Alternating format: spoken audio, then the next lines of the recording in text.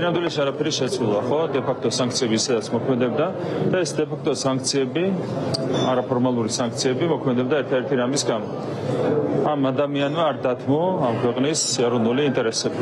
Თქვენ იცით რა იყო ჩვენი ქვეყნის გამოწვევები 2022 წელს, რა სიტყოდნენ გუნდისგან, რა სიტყოდნენ კონკრეტულად პირველ რიგში ბატონი ბიზინა ივანიშვილისგან და სწორედ იმის გამო, რომ ის არ დაუპირისპირდა ჩვენი ქვეყნის ძირეულ ინტერესებს, საკვანძო ინტერესებს, ამის გამო ჯერ ამოქმედეს დე-ფაქტო სანქციები და ახლა უკვე საბოლოო ჯამში მიიღეს ისეთი გადაწყვეტილება, რასაც არ აქვს არავითარი არცებითი დატვირთვა პირიქით. Კიდევ ერთხელ გამიმერებ, რომ ამ გადაწყვეტილებით საბოლოო ჯამში გამოიცალეს მათ ხელიდან შანტაჟის ინსტრუმენტი.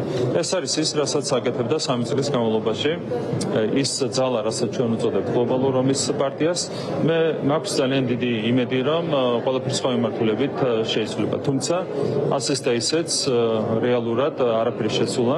მე მქონდა საუბარი ახლახანს ბატონ ბიზინა ივანიშვილთან და მისი პოზიციაც არის ზუსტად იგივე. არაფერი განსაკუთრებული 3 წელი იმის გამო, რომ ბიზინა ივანიშვილი ემსახურებოდა ამ ქვეყნის ინტერესებს, ის იყო დე-ფაქტო სანქციების ქვეშ, ახლა უკვე ამოქმედეს ეს ფორმალური სანქცია, არაფერი განსაკუთრებული, ეს არის რეალურად ჯილდო ჩვენი ქვეყნის ეროვნული ინტერესების